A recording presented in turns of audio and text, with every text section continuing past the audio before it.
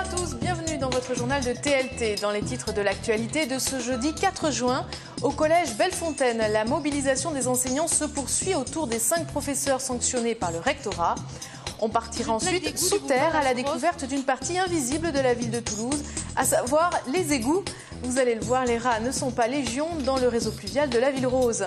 Et puis nous accueillons ce soir Cédric Cobert. Bonsoir. Bonsoir. Vous êtes donc secrétaire général de l'Union départementale CGT 31 et vous allez partager avec nous ce soir votre avis sur la politique d'austérité actuelle et la situation des médias locaux. Mais tout d'abord, un nouvel incendie mortel dans le centre de Toulouse, le deuxième en une semaine. Cette fois, c'est une maison de la rue 1814 qui a brûlé la nuit dernière. Un homme de 70 ans qui y résidait est mort. 2 autres personnes ont pu être évacuées par les pompiers. Une enquête est ouverte. Le et rectorat se poursuit autour du collège Bellefontaine. Depuis fin mai, 5 enseignants de l'établissement font l'objet de procédures administratives. Le rectorat évoque une série de manquements à leurs obligations. Les enseignants écopent de mutations forcées et de sanctions disciplinaires. Eux dénoncent un conflit interne avec leur chef d'établissement qui lui aussi va être muté. Après un appel à la grève de l'intersyndicale, un rassemblement a eu lieu cet après-midi à la Bourse du Travail. On écoute l'un de ces enseignants au micro d'Eva Desroal. Les griefs qui nous sont reprochés sont essentiellement liés à des événements qui se sont produits depuis le 27 novembre 2014 dans notre établissement, donc début d'un mouvement social qui a été fort, nombreux et long. Nous pensons tout simplement qu'il s'agit d'une répression d'un mouvement syndical. Nous étions un peu plus d'une trentaine donc à être associés à ce mouvement, à être engagés dans ce mouvement. Et il a fallu trouver donc quelques boucs émissaires et ça s'est porté sur 5 collègues. L'INSA se dote d'un nouveau bâtiment. L'Institut national des sciences appliquées, implanté sur le campus Paul Sabatier, veut favoriser le lien entre la recherche et l'enseignement. Le bâtiment vient d'ouvrir ses portes. Vincent Guiraud et Eva Desroal ont assisté à l'inauguration.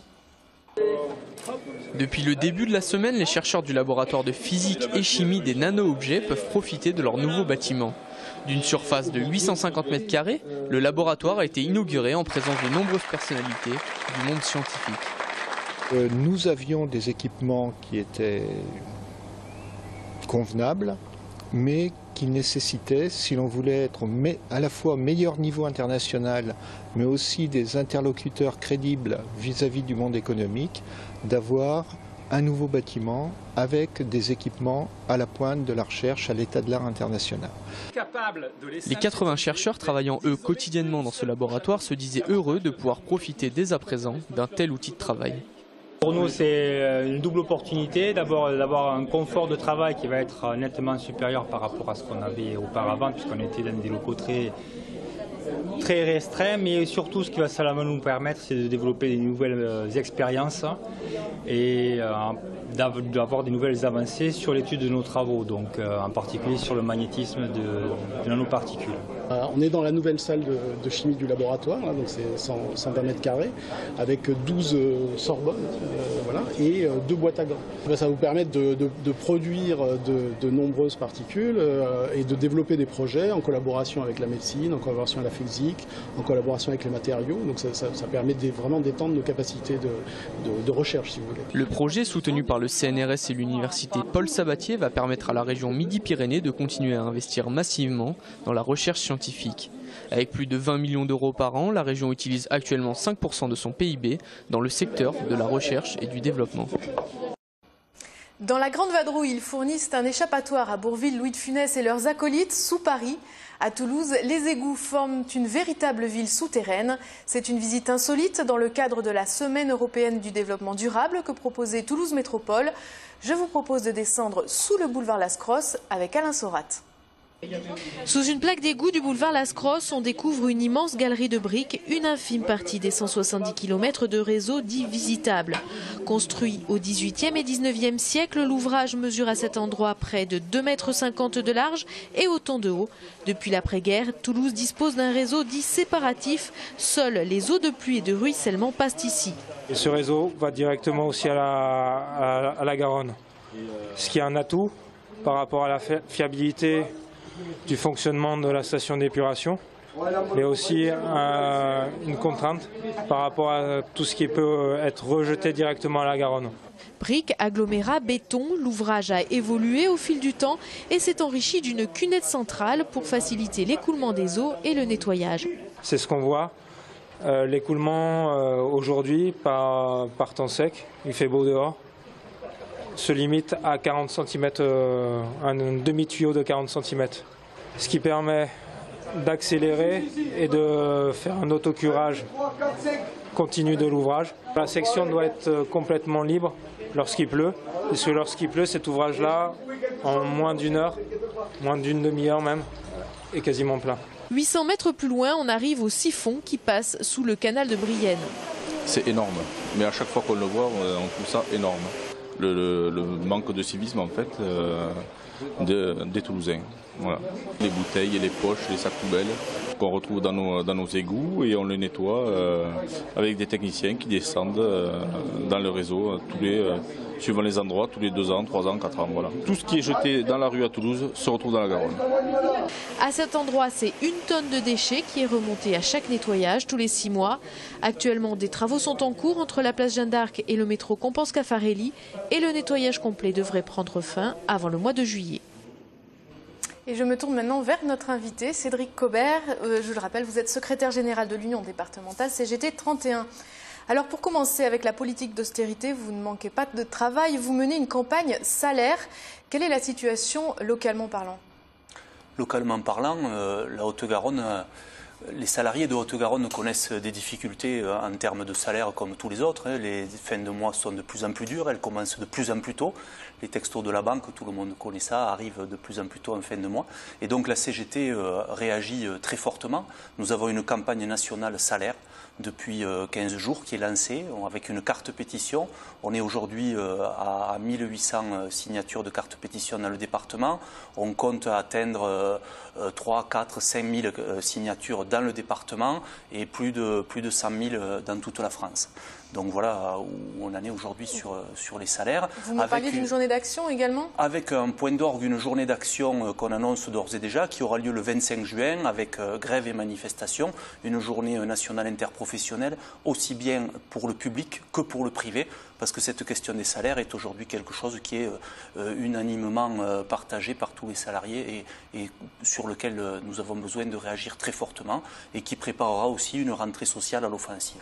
Alors tout à l'heure on l'a vu, la Bourse du Travail, on en a parlé. À Toulouse, la mairie vous a demandé de quitter vos locaux avant la fin juin. Où en est-on? L'année des 120 ans de la CGT. La CGT a 120 ans cette année. La mairie de Toulouse, effectivement, nous demande de quitter la Bourse du Travail qui, à la fois, a créé la CGT et à la fois l'abrite depuis sa création. Cette Bourse du Travail qui a été donnée par la mairie de Charles de Fitte et inaugurée par Jean Jaurès. Alors cette Bourse du Travail, il est bien entendu que la CGT n'a pas l'intention de la quitter et en plus nous avons l'intention de la transmettre à ceux qui viendront après nous. Elle est extrêmement utile aux salariés qui la connaissent bien, qui y viennent régulièrement lorsqu'ils ont des problèmes avec leurs employeurs, pour s'organiser, pour des formations, pour des conférences, pour plein de choses. On a une radio aussi, puisqu'on parle de médias aujourd'hui. Les médias sont attaqués, c'est pour ça que je suis là aussi ce soir. TLT est attaqué, nous avons une radio qui est Radio Mon Pays sur 90.1. Il y a une vie vraiment dans cette Bourse du Travail et nous continuerons à la faire vivre longtemps. Hors de question que la CGT fasse ses cartons, autrement dit. Hors de question que la CGT fasse ses cartons. On nous dit que les locaux coûtent cher. Nous, on dit que la Bourse du Travail, elle coûte 3 centimes par an et par Haut-Garonnais. Alors, vous voyez, par rapport aux bénéfices qu'elle rapporte, c'est peu. Alors aujourd'hui, vous le savez, TLT connaît de grosses difficultés. Nous sommes menacés de liquidation judiciaire. Pour vous, TLT, qu'est-ce que c'est? Alors, à titre individuel, tout d'abord, parce que moi je suis toulousain, je suis né à Toulouse, j'ai grandi à Toulouse, TLT, il y a un attachement, effectivement. Des infos comme on a pu voir ce soir, encore, ce sont des infos qu'on verra nulle part ailleurs si TLT disparaît. Donc là-dessus, il faut tirer la sonnette d'alarme. Ensuite, en tant que secrétaire général de la CGT, Bon, on voit encore les enseignants de Bellefontaine qui font grève pour un cas de criminalisation de l'action syndicale. Ils ont fait grève pour des meilleures conditions d'enseignement pour les enfants au mois de novembre. Ils sont poursuivis, ils sont attaqués aujourd'hui et on les menace de sanctions. Ils réagissent fortement et nous, la CGT est à leur côté avec les autres syndicats pour qu'ils gagnent sur ce sujet. TLT le montre, les médias locaux sont là. Si TLT disparaît, les Toulousains ne seront plus informés de cas comme ça ou seront moins informés. Il restera très peu de médias à Toulouse. Nous disons qu'il doit y avoir des médias... pluralité de médias locaux. Bien sûr, pluralité, des médias locaux, des médias indépendants. Moi, j'ai souvenir que fin janvier, en janvier plutôt, suite à l'affaire de Charlie Hebdo, le conseil municipal était dans la rue. Le conseil municipal se battait, faisait des annonces pour des médias libres et indépendants pour sauver la presse indépendante. La presse, les médias en général, c'est le même combat. Eh bien, passons des mots aux actes et trouvons une solution pour TLT. Et c'est le sens de l'appel que je passerai ce soir. Dernière question, est-ce que vous avez des souvenirs avec TLT, un souvenir précis, un reportage précis qui vous aurait marqué ? Des souvenirs. Alors, TLT, déjà, sur toutes les manifestations, on rencontre à la fois les journalistes, les caméramans de TLT sont là sur toutes les manifestations, avec une curiosité particulière, avec une façon d'aborder l'information qui leur est propre. Et ça, c'est quelque chose qu'on reconnaît. Chaque média a sa particularité, TLT là, et je pense que les téléspectateurs ne s'y trompent pas, c'est pour ça qu'ils regardent TLT, et il y a un attachement tout à fait particulier, et nous tenons à conserver TLT. Voilà. Bon, j'espère que les politiques auront entendu votre appel de ce soir. Merci beaucoup Cédric Cobert. Merci à vous. Nous allons arrêter là. Merci à tous de nous avoir suivis. Très bonne soirée à tous et à demain. Et en tout cas, bon courage.